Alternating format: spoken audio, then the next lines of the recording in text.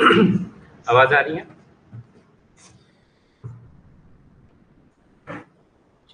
कल हमने स्नेहाध्याय पढ़ा, फिर आज श्वेताध्याय पढ़ेंगे। ठीक है। अब थोड़ा सा इसके पहले हम लोग पंचकर्म के बारे में थोड़ा सा जानने की कोशिश करेंगे। ठीक है, क्योंकि ये जो चैप्टर्स हैं पंचकर्म से रिलेटेड है। ओके, सबसे पहले हम बात करेंगे चिकित्सा की। ठीक है, चिकित्सा हम दो प्रकार से करते हैं। ठीक है, एक समन चिकित्सा करते हैं और एक शोधन चिकित्सा करते हैं। ठीक है, ओके। तो समन चिकित्सा में क्या होता है, हम दवाइयों द्वारा, जैसे औषधि द्वारा क्या करते हैं, दोषों को शरीर के अंदर ही क्या करते हैं, समन कर देते हैं, बढ़े हुए दोषों का समन कर देते हैं। और शोधन द्वारा क्या करते हैं, बढ़े हुए दोषों का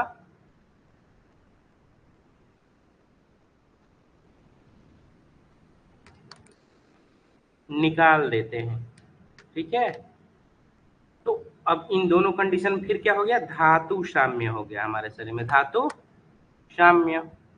धातु साम्य यानी दोष साम्य, और दोष साम्य यानी आरोग्यता। ठीक है, तो चिकित्सा क्या है, चिकित्सा इक्वल टू नथिंग, चिकित्सा is equal to nothing but धातु साम्य, दोष साम्य। ठीक है, हमको कुछ भी नहीं समझ में आएगा, हम धातु साम्य कर देंगे भाई, सारी धातु अपने बराबर हो जाएंगे, दोष अपने बराबर हो जाएंगे, तो रोग कुछ भी होगा तो खत्म हो जाएगा। ठीक है, इसीलिए आयुर्वेद में रोगों के नाम का ज्यादा महत्व नहीं दिया गया है। आगे हम पढ़ेंगे कि ना ही सर्वव्याधि नाम नामो अस्ति ध्रुवा स्थिता। ठीक है, खैर लेकिन अलग अलग आचार्यों ने अलग अलग कंडीशन के हिसाब से अलग अलग रोगों के नाम और उनकी चिकित्सा बताई है, जिससे हमें जरूर ही चिकित्सा में आसानी मिलती है। लेकिन कुछ भी नहीं पता है तो हम क्या करेंगे, धातु साम्य पे ध्यान देंगे, दोष साम्य पे। तीन चीजों से मिलकर शरीर बना है, दोष, धातु और मल। इनको साम्य कर दिए, बात खत्म, कोई भी डिजीज ठीक हो जाएगा। हाँ, लेकिन ये साम्य हो जाए तब, और इनको साम्य करने के लिए जितना पढ़ना होगा हम जितना भी पढ़ते हैं इन्हीं को साम्य करने के लिए पढ़ते हैं, दूसरा कोई हमारा वो नहीं रहता है, टारगेट नहीं रहता है हमारा, वही है दोष धातु को, मल को साम्य बनाना। ठीक है, अब थोड़ा सा हम देख लेते हैं रोग कैसे होता है। ठीक है, ये तो समझ गए। अब हम देखते हैं रोग कैसे होता है। यहाँ पे पेज ऐड करते हैं, इस पे समझते हैं।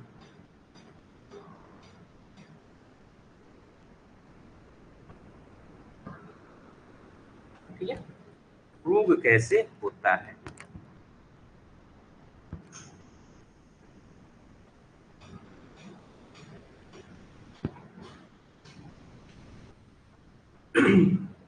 जैसे मान के चलो किसी को कोई बीमारी हो गया, ठीक है, कफ दोष से रिलेटेड कोई बीमारी हो गया। ठीक है, कफज आहार विहार का सेवन किया, कफ प्रकोपित हुआ, कफज रोग हो गया, तो हम क्या करेंगे, अगर हम समन करेंगे, समन चिकित्सा करेंगे तो कफ शामक औषधियों का प्रयोग करेंगे। ठीक है,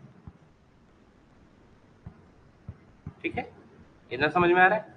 लेकिन अगर हम शोधन करेंगे तो क्या होगा, कफज रोग हो गया, अगर हम शोधन के बारे में सोच रहे हैं, ठीक है, तो हम पंचकर्म करेंगे। क्या करेंगे, पंचकर्म। और पंचकर्म क्या है, इसको भी ध्यान रखना है, वमन, विरेचन, बस्ती, नस्य। बस्ती दो प्रकार के हैं, निरूह बस्ती, अनुवासन बस्ती और सिरो विरेचन। ठीक है, ये अकॉर्डिंग टू चरक है। ठीक है, अकॉर्डिंग टू आचार्य चरक। ठीक है, लेकिन मुख्य रूप से सबसे ज्यादा फेमस पंचकर्म कौन कौन से हैं, तो बमन, विरेचन, बस्ती, नस्य और रक्त मुक्षण, ये सुश्रुत के अनुसार है। तो हम शोधन के लिए पंचकर्म करेंगे। ठीक है, और इस पंचकर्म में क्या करते हैं हम, कोष्ठ में जितने, कोष्ठ में जितने भी दोष हैं उसे अलग अलग मार्गों द्वारा क्या करते हैं, बाहर निकाल देते हैं। ठीक है, जैसे बमन करा देते हैं तो हम जो मुख्य मार्ग है उससे दोषों को निकालते हैं, हम बमन करते हैं तो हम दोष निकालते हैं। ठीक है, जब भी हम बमन की बात करेंगे तो वहां पे कहेंगे कि दोषों को हम निकाल रहे हैं, ऐसा नहीं करेंगे कि हम बमन करा रहे हैं तो उल्टी करा रहे हैं, अंदर जो भी स्टमक में जो भी पड़ा हो उसको निकाल रहे हैं, हम वो बात नहीं कर रहे हैं, हम कहेंगे दोषों को निकाल रहे हैं। विरेचन कराएंगे उसमें भी कहेंगे कि हम दोषों को निकाल रहे हैं। ठीक है, सिरु विरेचन कराएंगे, बस्ती कराएंगे, हम सभी कहीं ना कहीं हम शरीर में से दोषों को निकाल रहे होते हैं। ठीक है, तो कोष्ठ में से भी दोषों को बाहर निकालने की जो प्रक्रिया है वो क्या है, पंचकर्म है। ठीक है, सिर्फ कोष्ठ ही नहीं, बमन विरेचन से कोष्ठ में से निकलता है, सिरो विरेचन से सिर में से निकलता है, निरोह अनुवासन भी कोष्ठ पे ही काम करते हैं। ठीक है, ओके, इतना बेसिक समझ गया है। इतना ही नहीं है पंचकर्म, पंचकर्म ये नहीं कि वमन करा के कोष्ठ ये शुद्धि कर दिया, लेकिन हाँ कोष्ठ अंततोगत्वा हम कोष्ठ से ही निकालते हैं। लेकिन उसके पहले क्या करते हैं, ये तो पंचकर्म मुख्य रूप से कर्म हो गया, उसके पहले हम क्या करते हैं, सारे शाखाओं में से क्या करते हैं, दोषों को कोष्ठ में लाते हैं। सारे शाखाओं में से दोषों को क्या करते हैं, कोष्ठ में लाते हैं, और कोष्ठ में से बाहर निकाल दिए। ठीक है, अब शाखाओं से कहने का क्या मतलब है, हमारी जो धातुएं हैं उनमें जो उपस्थित दोष हैं उनको हम क्या करते हैं, कोष्ठ में ला दिए, और कुछ अमाशय में आ गया, कुछ पक्वाशय में आ गया, तो अमाशय वाला उसके निकटतम मार्ग से निकालते हैं, यानी कफ आएगा तो कहाँ आएगा, अमाशय में आएगा। ठीक है, पित्त आएगा तो कहाँ आएगा, अमाशय के अधो अमाशय, अमाशय के बाद वाले भाग में, सब दोष अपने अपने स्थान पे आएंगे। ठीक है, अगर वात की प्रॉब्लम होगी तो हम पक्वाशय पे ध्यान देंगे। ठीक है, पित्त की प्रॉब्लम होगी तो हम अधो अमाशय पे ध्यान देंगे, कफ की प्रॉब्लम होगी तो हम अमाशय पे ध्यान देंगे। ठीक है, तो कुछ क्योंकि ये उनका स्थान है, विशेष स्थान है। जैसे धातुएं में वो जा सकते हैं, बिल्कुल जा सकते हैं, ये क्या है, स्रोतस है, ये शाखाएं हैं, यहाँ पे गए घूमने के लिए, लेकिन मुख्य रूप से स्थान क्या है, हम पढ़े थे ना, अगर वात की बात करें तो वात में पढ़े थे ना हम, बस्ती पुरुषाधानम कटि सत्थिनि पादावस्थिनि च वात स्थानानि तत्रपि पक्वासे विशेषण वात स्थानम, तो पक्वासे पे ध्यान रखेंगे। मुख्य इसका घर तो यही है ना, घूमने हर जगह जाता है लेकिन मुख्य रूप से यहीं पे रहता है। ठीक है, ओके। तो अब समझ में आया कि जो वमन है ये पूरे शरीर पे काम करता है, सिर्फ कोष्ठ पे नहीं करता। लेकिन वमन कराने से पूर्व पूरे शरीर से हम क्या करते हैं, दोषों को कोष्ठ में लाते हैं, और उस प्रक्रिया को हम क्या कहते हैं, पूर्व कर्म कहते हैं। उस प्रक्रिया को क्या कहते हैं, पूर्व कर्म। और इसी पूर्व कर्म के अंतर्गत हम क्या करते हैं, स्नेहन और स्वेदन। ठीक है, अब समझ में आ रहा है, स्नेहन और स्वेदन। अब ये स्नेहन स्वेदन कैसे काम करते हैं, तो एक श्लोक है कि दोषों को शाखा से कोष्ठ में लाने का प्रोसेस, दोषों को शाखा से कोष्ठ में लाने का प्रोसेस, और दोषों का कोष्ठ से भी शाखा में जाने का कारण, दोनों चीज बताया गया है, आगे हम पढ़ेंगे। ठीक है, लेकिन सिर्फ यहाँ पे यही समझना है कि दोषों को शाखा से कोष्ठ में कैसे लाए। तो सबसे पहले है वृद्धया, दूसरा है विष्यंदनात्, तीसरा है पाकात, चौथा है स्रोतोमुख शोधनात्,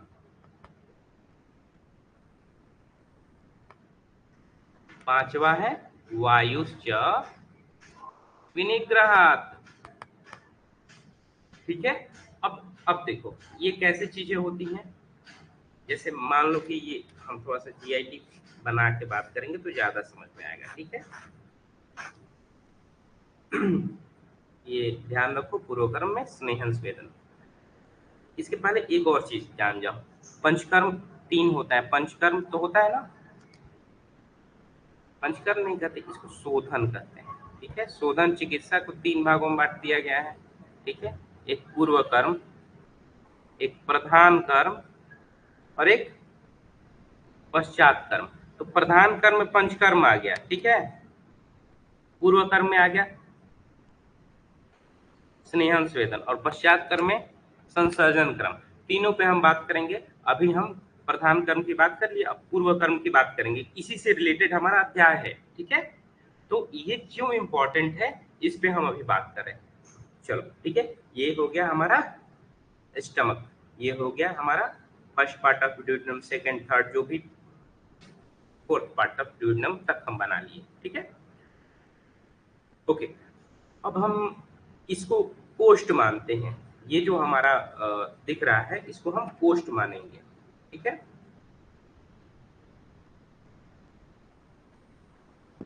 इसको हम कोष्ठ मानेंगे और कोष्ठ से हमारी शाखाएं, कोष्ठ से स्रोतस जुड़े हुए होते हैं, ठीक है। अब आहार रस तो यहीं पे बनता है ना, दोष भी यहीं पे बनते हैं। अब स्रोतस जुड़े हुए हैं, ठीक है। इनको हम क्या कह दिए, शाखा कह दिए, इनको हम शाखा कह दिए, इसको हम कोष्ठ कह दिए। ओके, ठीक है। अब होता ये है कि दोष यहाँ पे बनते हैं, ठीक है। यहाँ भी दोष बने, यहाँ भी दोष बने, मतलब ये जो पोर्शन होता है यहाँ पे दोषों की उत्पत्ति होती है। जब हम आहार पाक पढ़ेंगे वहां पे एक बार इसको फिर से समझेंगे, दोष उत्पत्ति के संदर्भ में समझेंगे। यहाँ पे हम दोष जब कोष्ठ से शाखा, शाखा में कैसे जाते हैं और शाखा से कोष्ठ में कैसे आते हैं, इन चीजों को हम समझ रहे हैं, ठीक है।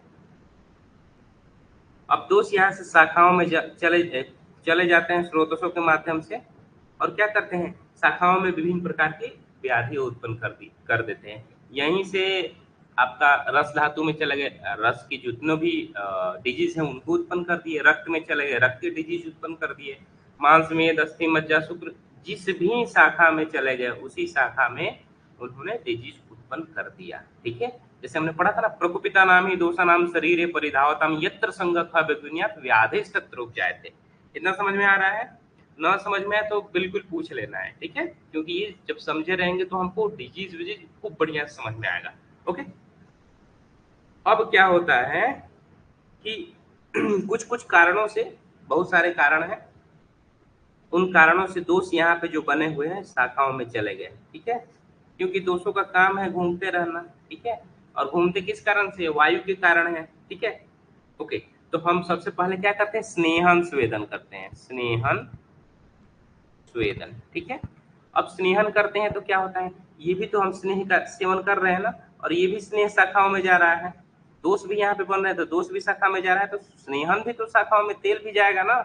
अब तेल क्या करता है, यहाँ पे जो भी उपस्थित दोष रहते हैं इनको क्या करता है, मृदु बनाता है, ठीक है, इनको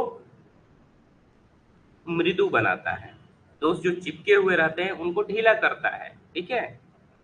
ओके, इसकी भी पहले हम क्या करते हैं, दोषों का पाचन करने के लिए हम क्या करते हैं, हम दीपन पाचन औषधियों का प्रयोग कराते हैं पेशेंट में, ठीक है। सबसे पहले दीपन पाचन कराते हैं, दीपन पाचन यानी पाकात हम करा दिए, ठीक है।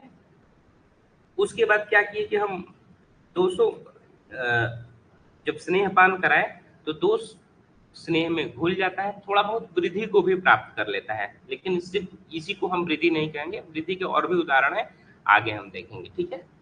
उसके बाद हम क्या करते हैं, दीपन पाचन देते हैं, उससे स्रोतों का मुख भी शोधन होता है, ठीक है। उसके बाद हम स्वेदन देते हैं तो विषयंदन, जो दोष इसमें रहते हैं शाखाओं में वो पिघलते हैं, ठीक है, वो क्या हुए, पिघल गए। उसके बाद वायु को हम क्या करते हैं, शांत करते हैं, वायु से निग्रहात, जब हम स्नेहन लेंगे तो वायु भी शांत होगा, यानी वायु ही तो दोष को इधर से इधर ले गया था विपरीत दिशा में, अब दोष को क्या करेगा, इधर से इधर लाएगा, यानी शाखा से कोष्ठ में लाएगा, ठीक है। तो ये स्नेहन स्वेदन से ये सारी प्रक्रियाएं होती हैं जिससे दोष क्या होता है, शाखा से कोष्ठ में आ जाता है। और बमन विरेचन बस्तीन से रक्त मुक्षण द्वारा उस कोष्ठ में जो भी दोष है उसको हम क्या करते हैं, बाहर निकाल देते हैं, मुख्य रूप से बमन और विरेचन द्वारा, ठीक है, तो स्नेहन स्वेदन क्या है, पूर्व कर्म है। ओके, ये चीजें नहीं समझ में आए तो पूछ लेना है, और समझ में आएगा तो उससे बढ़िया कुछ नहीं है। तो हम स्नेहन पढ़ लिए, यानी हम दोषों को मृदु बना चुके हैं। ठीक है, दोष जो चिपके हुए थे उसको हम मृदु बनाकर, चिपके हुए दोषों को हम स्रोतों में जो चिपके हुए थे उनको वहां से थोड़ा सा हटा दिए हैं, डिटैच कर दिए हैं, ऐसा कहा जा सकता है। और भी आगे प्रोसेस कर रहे हैं, अब स्वेदन करेंगे तो उनको पिघला देंगे, तो कहाँ आ जाएंगे, वो कोष्ठ में आ जाएंगे। फिर बमन कराने वाले औषधियां दे देंगे तो वो बाहर निकल जाएंगे। इस तरीके से हम ट्रीटमेंट करते हैं शोधन चिकित्सा, यही शोधन चिकित्सा की परिकल्पना है। ठीक है, ओके।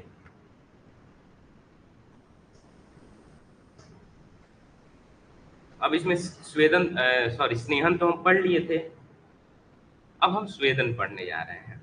ठीक है,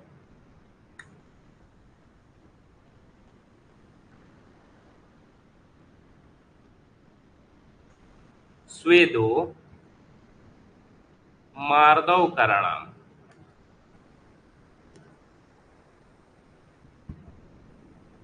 स्वेदन से क्या होता है, हमारे शरीर को मृदुता प्रदान करने वाले चीजों में श्रेष्ठ क्या है, स्वेदन है। स्वेदन मार्दव करणाम श्रेष्ठ, ऐसा चरक सूत्र 25 में बताया गया है। ठीक है, और भी स्वेदन हम लोग कहाँ पढ़ेंगे, जब हम कर्म पढ़ेंगे तो जो उष्ण, उष्णता से क्या होता है, स्वेदन होता है। ठीक है, तो जब हम गुरुवादी गुण में उष्ण गुण पढ़ेंगे ना, शीत उष्ण, शीत स्तंभ और उष्ण स्वेदने, इसमें स्वेदन करने की शक्ति होती है, उसे उष्ण गुण कहते हैं। ओके, तो थोड़ा सा एक रिलेटेड चीज है, इसको हम देख लिया, आगे देखते हैं कि स्नेहन के बाद अब हम स्वेदन नामक अध्याय की व्याख्या करेंगे। ठीक है, ऐसा अत्रेय ने कहा, अथातः स्वेद स्वेदाध्याय व्याख्यास्यामः इति अस्माकं भगवान आत्रेय। स्वेदन अध्याय का व्याख्या करेंगे, ऐसा भगवान आत्रेय ने कहा।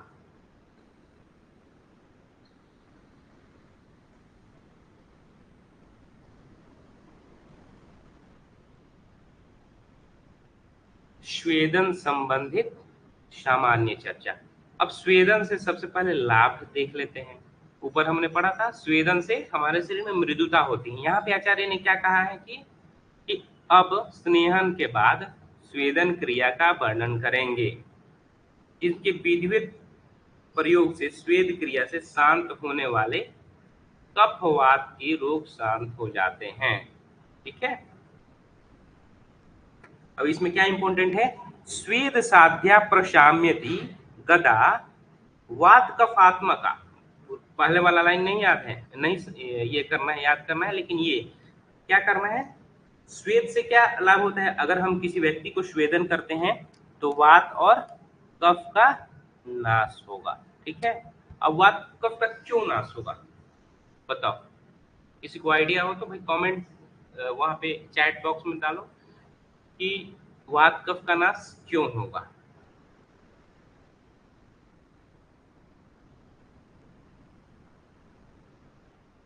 अब स्नेहन क्रिया के बाद स्वेदन करने से लाभ, स्नेहन क्रिया है उसके बाद स्वेदन क्रिया करेंगे तो क्या होगा, तो स्नेह पूर्व प्रयुक्तेन स्वेदेन औजिते अनिले, क्या करता है, अनिल को जीत लेता है। पुरुषमुत रेतांसी न सज्जति कथंच। ठीक है, पुरुष मूत्र और रेतस हमारे शरीर में किसी प्रकार से भी नहीं रुकते हैं अगर हम स्नेहन पूर्वक स्वेदन कर रहे हैं तो। अब एक इस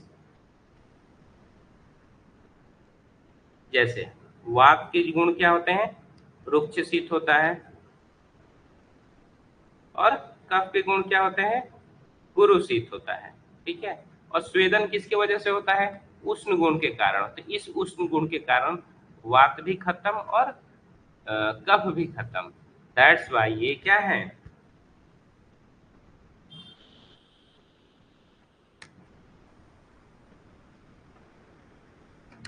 वात कफात्मका गद को नाश करता है। ठीक है, very good Manjeet, very good.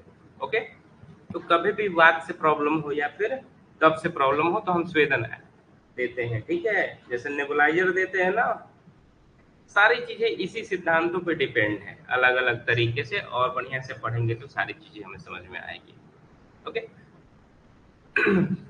तो एक कंडीशन यहाँ पे बनती है कि स्नेहन क्रिया के बाद ही हम क्यों स्वेदन देंगे। ऐसा हो सकता है ना, पहले स्वेदन क्यों नहीं दे दिए फिर स्नेहन करते।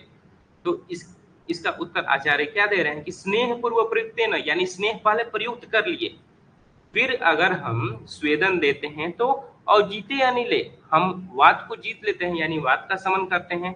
और पुरुष मूत्र और रेतस, पुरुष मूत्र और शुक्र हमारे शरीर में नहीं रुकते हैं, यानी इनका स्तंभन नहीं होता है, ये हमारे शरीर से निकल जाते हैं। ठीक है, अब यहाँ पे देखो, प्रायः मल मूत्र एवं शुक्र की अधिक दृष्टि वायु से ही होती है। तो यहाँ पे हम वायु को जीत लिए तो इनमें दृष्टि नहीं होगी। अब स्वेदन कितना इंपॉर्टेंट है, कितना बढ़िया चीज है, इसके एवज में एक लाइन आचार्य ने कहा है कि शुष्क्यान्य अपि ही काष्ठानि स्नेह स्वेदो उपादनो नम्यन्ति यथा न्यायम किम पुनर्जीवितो नरान। ठीक है, ये श्लोक हमें याद कर जाना है। इसको हिंदी देख लेते हैं। कह रहे हैं कि शुष्कान्य अपि ही काष्ठानि, शुष्क जो एक लकड़ी होती हैं जो सूखी होती हैं, स्नेहो स्वेदोपपादने नमयंती, अगर उसको हम बढ़िया से स्नेहन, रोज स्नेहन करें, फिर स्वेदन करें, यानी किसी लकड़ी में हम तेल लगाएं, पूरा तेल से भिगा दे उसको, फिर आग पे जला के धीरे धीरे मोड़े, नमयंती माने नवाना यानी मोड़ना। ठीक है, उसको धीरे धीरे मोड़े तो क्या हो जाएगा, वो नव जाएगा, वो टेढ़ा हो जाएगा। जैसे धनुष का आकार देने के लिए लकड़ी को क्या किया जाता है, उसमें तेल लगाया जाता है, फिर उसको धीरे धीरे आंच पे गर्म किया जाता है। ठीक है, तो वो क्या हो जाता है, नव जाता है। तो अगर हम यही क्रिया जीवित नरों में करें तो हम शरीर को किसी भी प्रकार से ढाल सकते हैं। ठीक है, इनका यही कहना है कि हम स्नेहन स्वेदन द्वारा शरीर को किसी भी प्रकार से ढाल सकते हैं, यानी कैसे भी हम उसको स्वस्थ बनाए रखना, मेन मोटो स्वस्थ बनाए रखना है। ठीक है, हिंदी में इन्होंने क्या लिखा है कि जब सूखे हुए काष्ठ को भी विधि पूर्वक स्नेहन स्वेदन करने के बाद अपनी इच्छा अनुसार जिधर चाहे उधर घुमाया जा सकता है, तो क्या जीवधारी पुरुष स्नेहन स्वेदन करने के बाद अपनी उस इच्छा अनुसार यथावस्था नहीं घुमाया जा सकता? बिल्कुल घुमाया जा सकता है। ठीक है, ओके, तो ये श्लोक हमें ध्यान पे रखना है, इसका अर्थ भी हमें ध्यान लेना है, समझना है। ठीक है,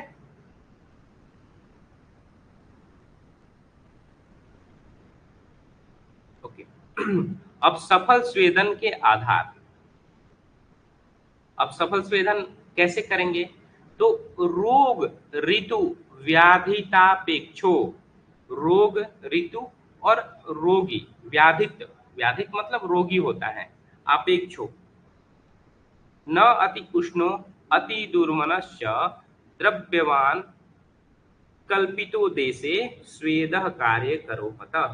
अब ये क्या कर रहे हैं कि रोग ऋतु रोगी के बल और अबल का विचार करके न अधिक गर्म न अधिक मृदु स्वेद दोषों के अनुसार उचित द्रव्यों से कल्पना बनाकर जिस शरीर प्रदेश में जिस प्रकार जितना स्वेद उत्पन्न हो उतना ही करना चाहिए। ठीक है, अब देखो स्वेदन भी हम करते हैं तो अलग अलग जगह पे स्वेदन नहीं करने का विधान है। ठीक है, या फिर अल्प मात्रा में स्वेदन करने का विधान है। हृदय हो गया, अक्षि हो गया, वृषण हो गया, इन इन स्थानों पे बहुत कम मात्रा में स्वेदन करने का विधान है। आगे हम देखते हैं, तो इस प्रकार से कहाँ करना है, कब करना है, कितना देर करना है, रोग कौन सा है, ऋतु कौन सा चल रहा है, रोगी का बल कौन सा है, इन सब बातों का विचार करके, ठीक है, हमें क्या करना है, स्वेदन देना है। तो इसमें बस इतना हमें लाइन याद है। स्वेदन सफल कैसे होगा, तो रोग ऋतु व्याधित अपेक्षो, यानी रोग ऋतु और व्याधित, व्याधित मतलब रोगी होता है, इसकी अपेक्षा करके, इसको ध्यान में रखकर अगर हम स्वेदन करेंगे तो क्या होगा, स्वेदन हमारा सफल होगा। ठीक है, तो इस श्लोक में हमें यही ध्यान पे रखना है। अब स्वेद के 3 भेद बताए गए हैं, महान, मध्यम और दुर्बल। अब ये क्या कर रहे हैं, व्याधौ शीते शरीरे च महान स्वेदो महाबले दुर्बले दुर्बल स्वेदो मध्यमे मध्यमो हितम।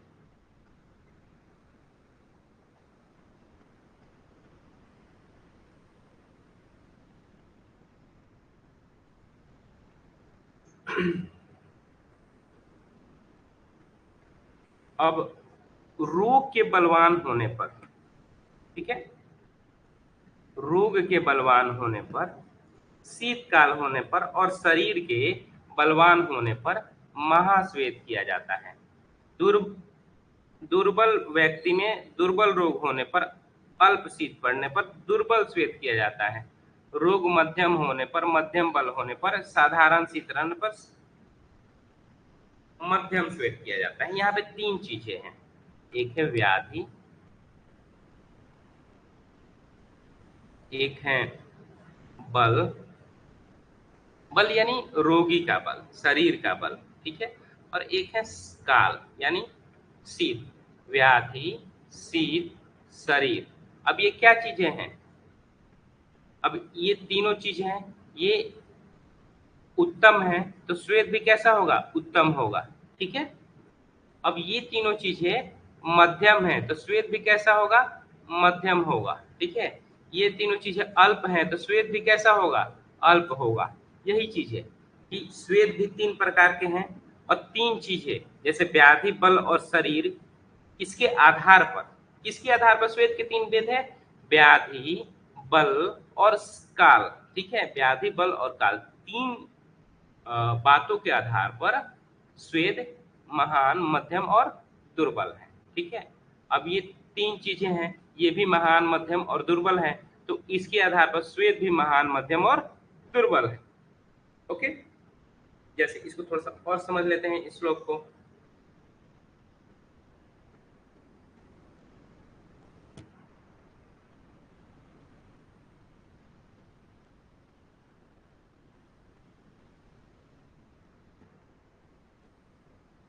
जैसे क्या कह रहे हैं, व्याधि, ठीक है, शीत और शरीर। शरीर मतलब शरीर, ये रोगी के शरीर की बात हो रही है। 3 चीजें हैं, जैसे व्याधि है, व्याधि भी कैसा हो सकता है, हीन हो सकता है, मध्यम हो सकता है और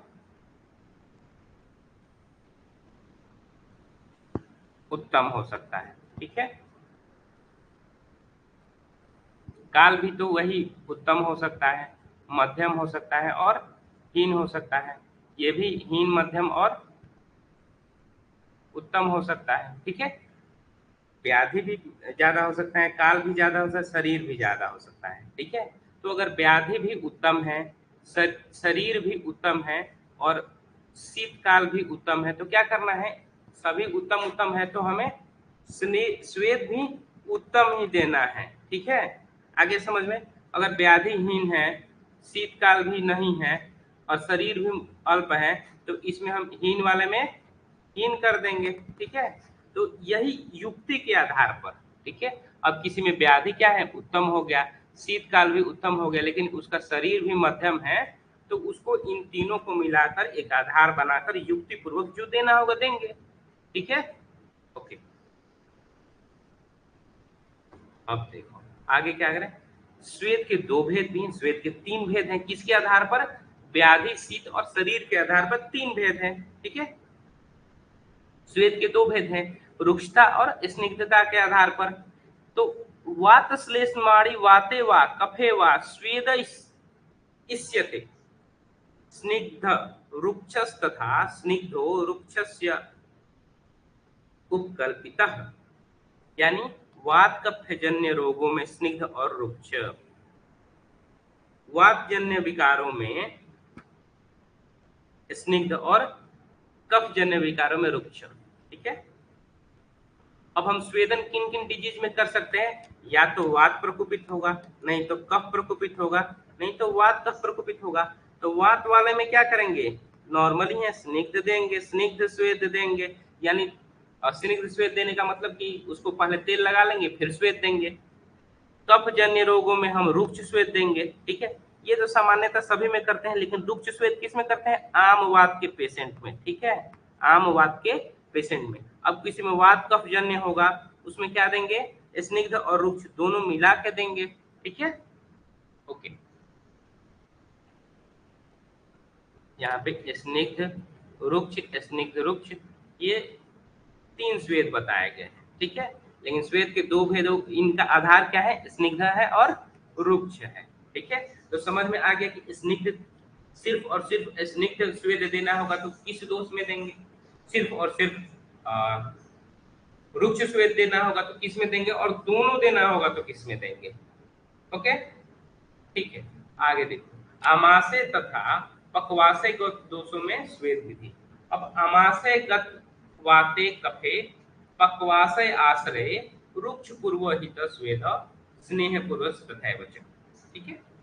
अब देखो, एक तो आमाशय में रोग है, अभी हमने बात किया था, एक है पक्वाशय में रोग, ठीक है। तो अब इसमें स्वेद कैसा देंगे? तो यदि आमाशय में वायु कुपित हो तो रुक्ष द्रव्य द्वारा स्वेद कराकर बाद में स्निग्ध द्रव्य द्वारा स्वेदन करना चाहिए, ठीक है। इसको भी थोड़ा सा समझ लेते हैं। यहाँ पे एक तो आमाशय में रोग है, ठीक है। अब आमाशय में रोग है, स्वेदन क्या कराएंगे ये हमको डिसाइड करना है, ठीक है। तो हम पहले देखेंगे कि आमाशय में क्या है, क्या प्रॉब्लम है, ठीक है। तो यहाँ पे कह रहा है कि आमाशय में वात है, ठीक है, आमाशय में वात है। तो सबसे पहले हम ध्यान देंगे कि आमाशय में रहता क्या है, तो कफ रहता है, ठीक है, मुख्य रूप से।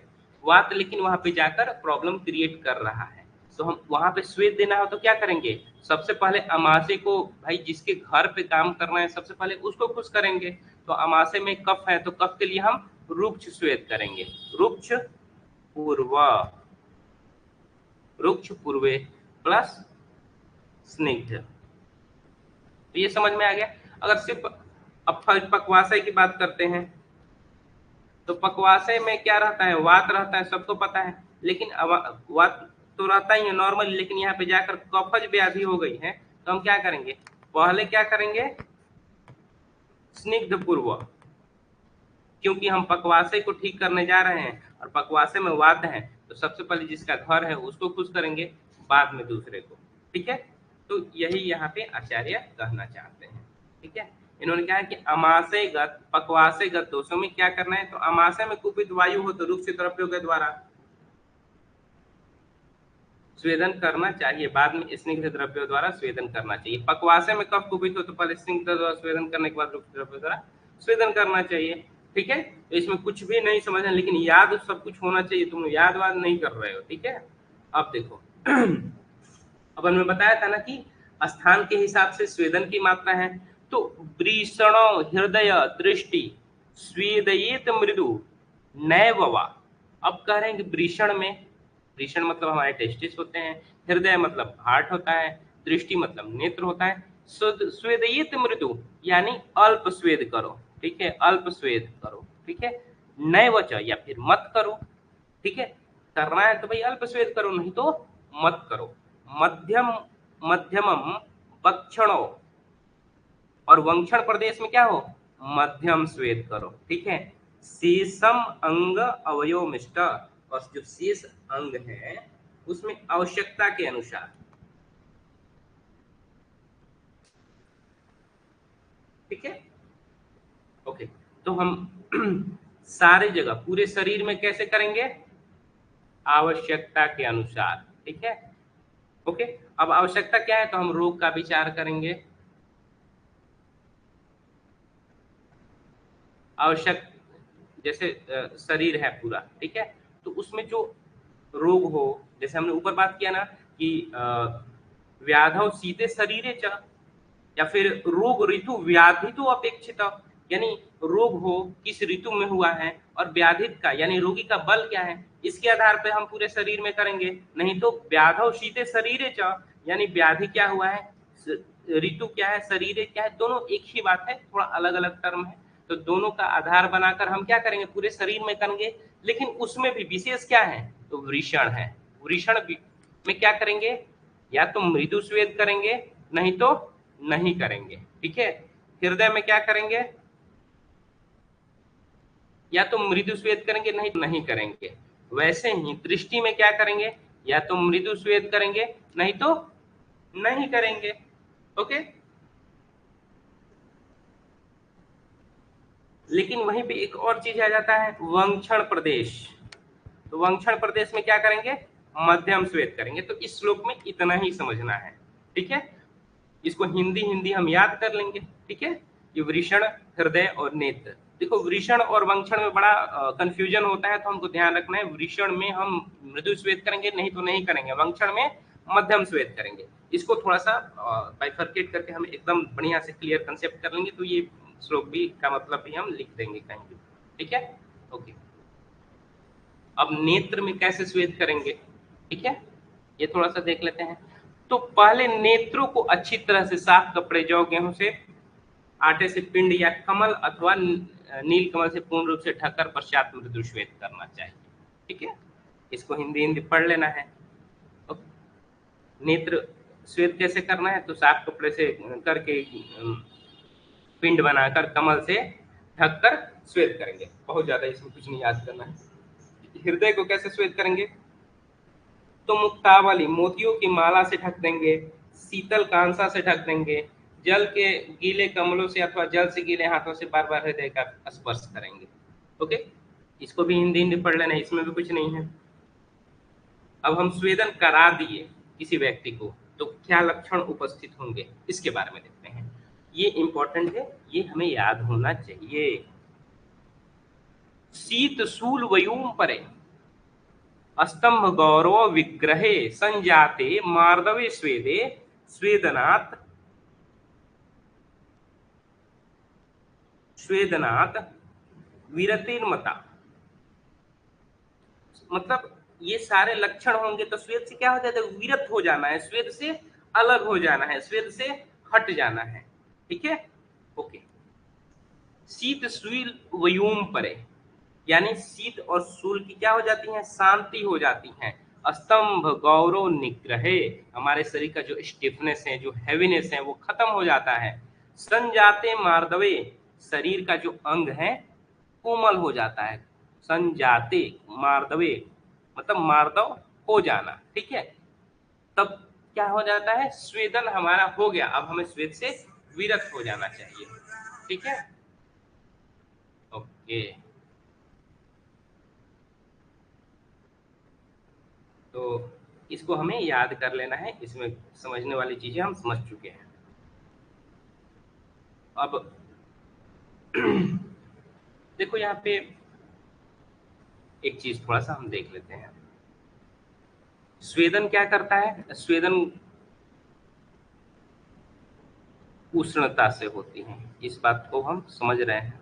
ठीक है, अब इसमें जो जो सिम्टम्स खत्म होते हैं वो किन किन दोषों से होता है, इसको हम देख लेते हैं। जैसे शीत है, तो शीत वात और कफ दोनों से हो रहा है, ये उष्णता वात और कफ दोनों को खत्म कर सकता है। सूल, सूल किसकी वजह से होता है, सूल होता है वात की वजह से। ठीक है, स्तंभ, स्तंभ शीतव स्तंभ, शीतता के कारण स्तंभ होता है। ठीक है, गौरव, गौरव किसके कारण होता है, कफ के कारण होता है। ठीक है, और शरीर में स्टिफनेस, मृदुता, कठोरता, कठिन किसका काम है, कठिन परुष, ये काम है वात का।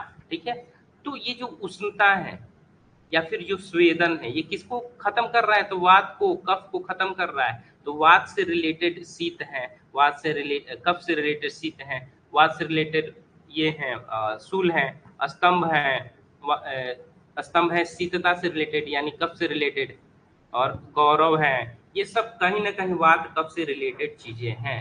तो इसका नाश करेगा ही करेगा। ठीक है, ये हमको एक बार समझ भी लेना है। हम एक बार समझ लेंगे तो श्लोक नहीं भी याद रहेगा तो हम आंख बंद करके चीजों को लिख सकते हैं, भले श्लोक नहीं याद है लेकिन बातें लिखना जरूरी है। देखो मैं श्लोक बोलता हूँ याद करने के लिए, इसलिए नहीं कि इम्पोर्टेंट है, इसलिए कि आसान रहता है। ठीक है, अगर श्लोक एक भाषा है जिसमें बहुत जो ये सारे श्लोक होते हैं ना, इसको हम आसानी से याद कर लेंगे तो आसानी से सारी चीजें हमें याद आ जाएंगी। हिंदी हिंदी याद करने जाएंगे तो प्रॉब्लम होगा, लेकिन अगर हम हिंदी भी याद कर लेते हैं तो भी कोई दिक्कत नहीं है। हमें बातें पता होनी चाहिए, चाहे वो श्लोक के फॉर्मेट में हो या फिर हिंदी के फॉर्मेट में हो, लेकिन श्लोक थोड़ा सा अच्छा लगता है सुनने में।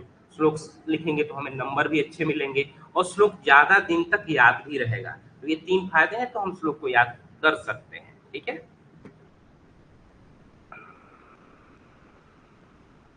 अब स्वेद के अतियोग के लक्षण। अब स्वेद हो गया, अच्छे से हुआ तो क्या है, अस्वेद के अतियोग क्या है, पित्त प्रकोपो मूर्छा च शरीर सदनम तृष्णा।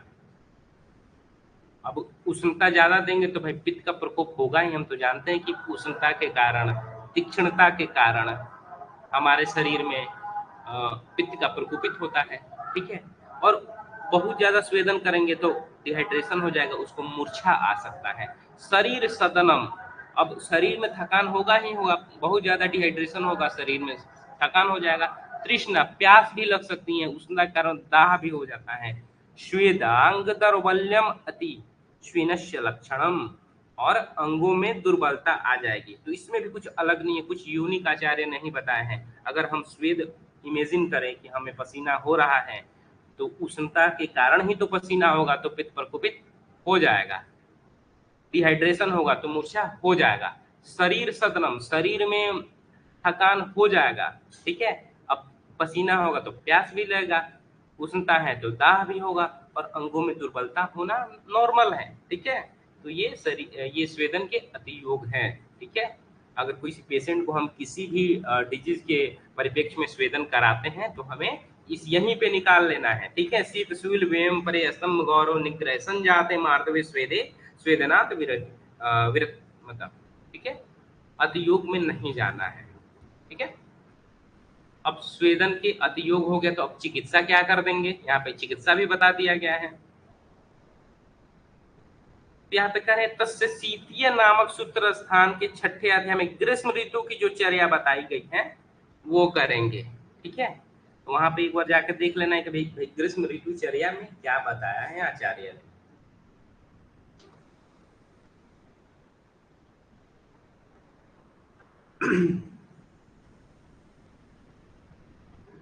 और क्या करेंगे, मधुर स्निग्ध शीतल आहार विहार का वर्णन है।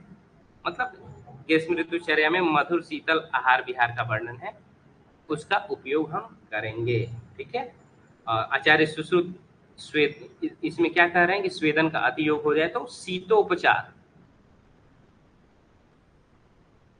शीतल वस्तुओं से इसका उपचार करेंगे। ठीक है, ओके। काश्यप ने कहा, क्या कहा है, काश्यप ने कहा कि इसको विसर्प की तरह ट्रीटमेंट करेंगे अगर अत्यधिक स्वेदन हो गया तो, और वो आगे क्या करेंगे, स्तंभन क्रिया कर देंगे, यानी स्वेद निकलने ही नहीं देंगे। ठीक है, तो शीतो स्तंभन, शीतल उपचार भी करेंगे तो ये भी स्तंभन की क्रिया ही हुआ एक तरह से। तो सभी आचार्यों ने टर्म अलग अलग दिए हैं लेकिन बातें लगभग एक ही कहे हैं। ठीक है, मधुर है स्निग्ध और शीतल आहार विहार का वर्णन उन्होंने किया है। ठीक है, एक बार जाकर हमें क्या करना है, ग्रीष्म ऋतुचर्या जो बताई गई है उसका पढ़ लेना है, और वो चीज यहाँ पे ऐड कर देना है कि जब भी ये पढ़े तो फिर वहां नहीं जाना पड़े, यहीं पे हम उसको ऐड कर देंगे।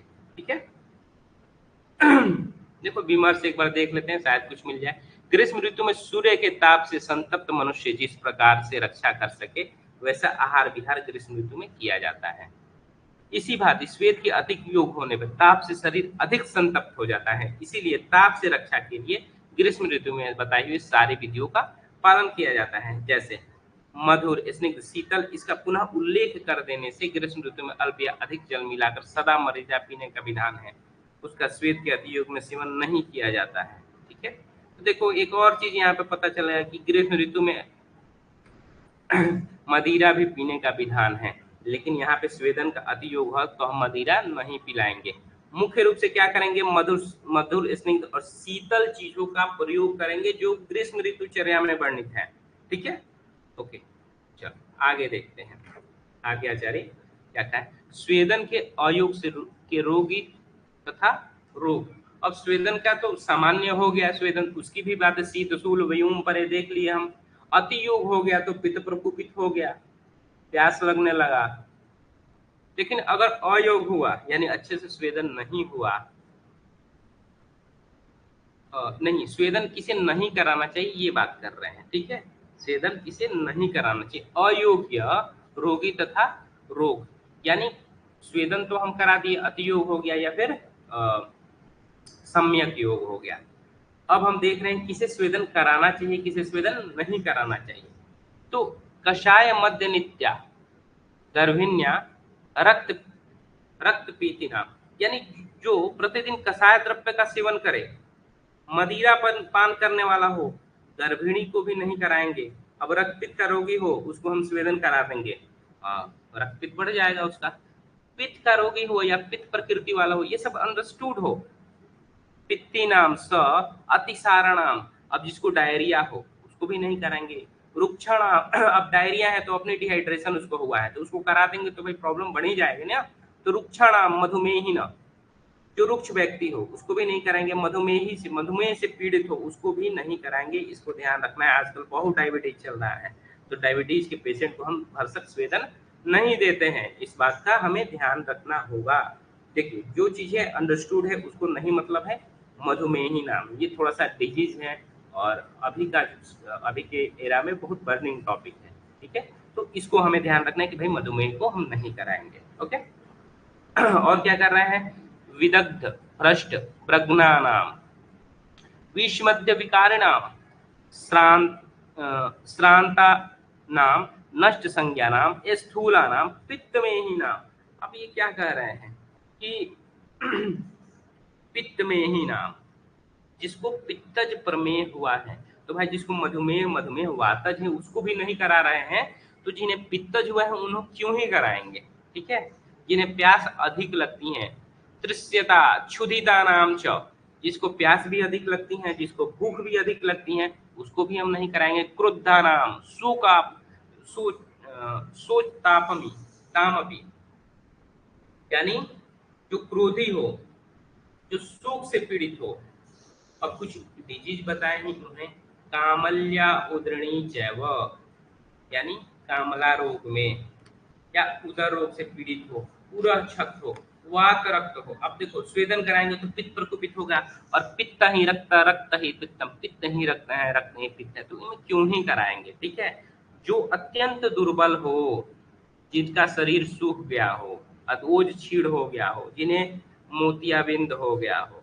ठीक है, इसको तिमिर हम कहते हैं, मोतियाबिंद को हम तिमिर से कोरिलेट करते हैं। ऐसे व्यक्तियों को वैध स्वेदन नहीं कराना चाहिए। ओके, तो आज हम लोग इतना ही पढ़ेंगे। अगर इसमें कोई प्रॉब्लम हो तो एक दो बार पढ़ना है, फिर भी नहीं समझ में आए